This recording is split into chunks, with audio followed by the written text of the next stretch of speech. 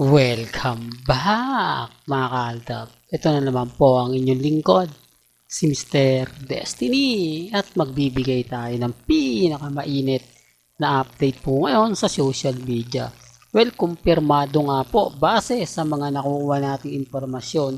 Mainit-init pa galing US na kung saan kasabay na nga po raw ng pamilya Paul Carson si Mengay pag-uwi sa Pilipinas. Tinapos lang daw po ni Maine ang show ni Alden Richards sa Sparkle Tour USA at agad-agad na nga po silang umuwi nung araw ng linggo. Kaya nga po dumating sigurado rito sina Mengay, Risa ng Lunes ng umaga. O siguro mga kaaldab, tanghali, hapon, depende po sa flight nila. Kaya nga po yung iba nagtataka, Mr. Destiny, bakit ganon?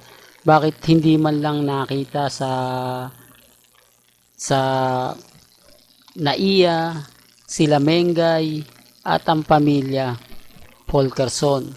Well, gaya nga po ng sinabi natin, kapag naka-wood si Mengay, tapos naka-cap, ay hindi mo na talaga siya makikita at meron silang dinadaanan daw po sa labas na kung saan eksklusibo lang yon para sa mga personal na VIP raw pero gaya na sinabi ko, maraming mga tao talaga ang pwede makakita sa kanila, pero pag sinabi kasi ni Mengay na personal na lang to, kumbaga para wag mo nang i-post o ba wag mo nang kumbaga ipakita pa sa Instagram, sa Twitter, sa social media. Syempre hindi ka nasasabihan nun. Di po ba? Hindi ka nakukunan ng video. At malalaman naman ni Mengay kung kinukunan siya o hindi. Doon siya po pesto sa hindi siya talaga pwede makunan. At syempre tagong-tago yun. Di po ba? O sa tingin nyo yung stewardess kukuha pa ng video pag kinausap na ni Mengay? Syempre hindi. Po ba? Kaya sabi ko sa inyo, may mga bagay-bagay po na mahirap nga po talagang ipaliwanag. May mga bagay-bagay nga po na kumbaga pag sinabihan ka, hindi mo talaga ilalabas. Walang pinagkaiba yan sa meet and greet ni Alden Richards sa Canada, sa USA o sa California, na kung saan mga mamis, mga titas, mga senyora nagtanong kung buo pa rin po ba ang Aldab? Well, syempre sasabihin ni Alden talagang buong buo. Ito yung pinapaliwanag ko na kapag sinabi sa akin ng mga mamis, mga titas, mga senyor, naniniwala po ako. Kasi si Alden Richards mismo yung may sabi sa kanila eh. Di po ba? Eh kung hindi po totoo yun, sasabihin ba ni Alden Richards na hindi, wala ng Aldab, tapos na, okay.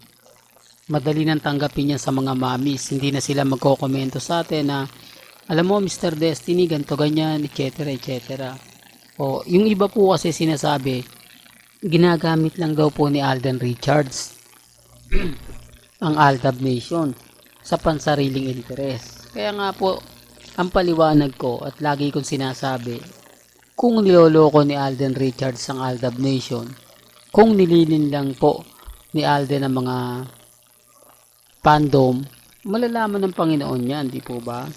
Sa tingin nyo, bibigyan pa siya ng blessing kung ang ginagamit niya ay mga mamis, mga titas, mga senyor na nagmamahal sa kanila ni Maine, magbibigay ng mga sponsor? Hindi, real talk. Siyempre hindi. Oh, pero bakit napakaraming blessing ang dumarating kay Alden? Napakaraming blessing ang tinatamasa niya ngayon. Oh, kung sa tingin nyo nililin lang niya lang ang mga taong nagmamahal sa kanila ni Mengay. Di po ba? Real talk. Kaya nga ako kampante kasi pag sinabi sa akin ng mamis, mga titas, mga senyor, naniniwala po ako. Kaya lang syempre, sino nga naman po ba maniniwala kay Mr. Destiny? Sino nga po ba makapagpapatunay sa mga sinasabi ni Mr. Destiny? Syempre sila rin po ang mga Aldab Nation. Kaya mas maraming Aldab ang kumakampi po sa akin. Real talk yan mga ka-Aldab. Pero bago tayo tumuloy sa ating pinakamainit na update. Kung bago ka lang sa channel na to at isa kang true-blooded Aldab Nation na nagmamahal kina Mengay at Isoy, tama po ang channel na pinuntahan mo, kaya consider na po kitang bagong subscriber. At huwag mong kalimutang i-share ang mga video po natin sa mga mami, sa mga titas, at sa mga senior. Remind ko lang po sa mga army at main fanatics na naghahanap ng resibo sa NAIA na kasama ang pamilya Polkerson. Pwede po kasing hindi sila magpa-picture. Pwede po kasing kumbaga hindi na ipailabas ni Mengay. Pero ito yung pinaka mas maganda dyan. Ito yung mapapaisip po kahit mga R-main at main fanatics. Yung mga main fanatics na sanggang dikit ni Mengay, yung tipong kapag nasa TV5 talaga naman pong pinalalantakan yung mga post nila. Bakit nga po kaya na hindi po nila alam ang uwi ni Mengay sa Pilipinas? Bakit nga po kaya hindi nila sinundo si Mengay pag uwi ng Pilipinas? Common sense na lang po, di po ba? Gasino lang yung oras na halimbawa ang uwi ni Mengay alas 5 ng madaling araw. O syempre, alas 4 pa lang naandun ka na. Alas 4 ka pa lang pupunta ka na. O ito yung kagandahan dyan. Kasi sabihin na natin may mga pasok sila, mag-e-excuse lang sila dahil sila po magiging bida.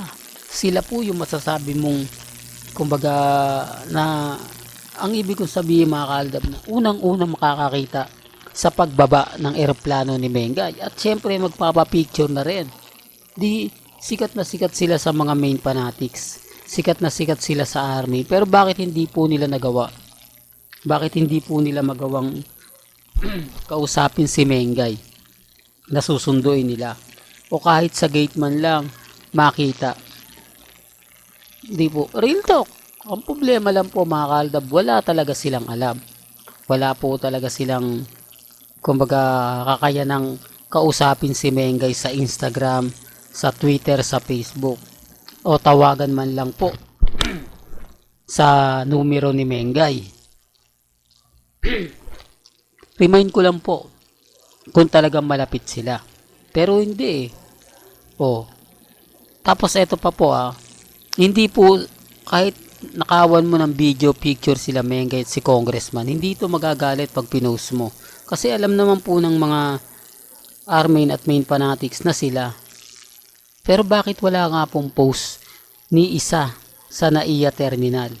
Paglabas ng paglabas o ibig kong sabihin pagsakay sa mga kotse. Di po ba sa front pa lang makikita na maraming tao Yan ito nga yung sinasabi ko na hinahalin tulad nila sa sinasabi ko. Bakit nga naman si Mengay? Ito yung pagkakaiba. Pinoprotektahan ni Main ang pamilya niya.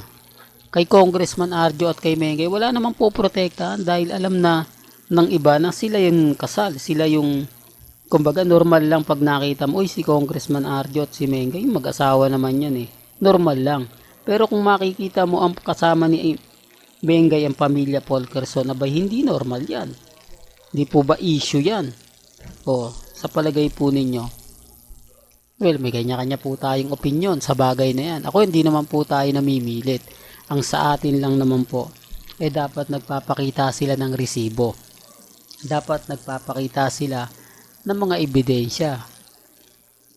Ang problema po, wala naman sila maipakita. Sa tingin nyo? Ako, masaya ako mga kaaldab sa mga taong nagsasabi ng ganito, nagsasabi ng ganyan. Lagi ko naman pong sinasabi at paulit-ulit ko pong hinahatid sa inyo na yung mga update ni Mr. Destiny 101%. Kayo na lang po bahala mag-react, kayo na lang po bahala mag-komento. Sa ngayon, masaya po ako sa mga nakikita at napapanood natin. Depende na lang po ito sa mga kumakalat at sa mga nagsasabi. Po ba? Well, hanggang dito na lang po ang ating latest updates. Kaya kung gusto niyo pa po ng pinaka-latest at sariwang update. Abay, tumutok lang po kayo dito po sa channel ni Mr. Destiny para updated po kayo sa mga latest at sa mga bagong video po na ilalabas po natin maya-maya lang. Hanggang sa muli, salamat po sa panonood at pakikinig.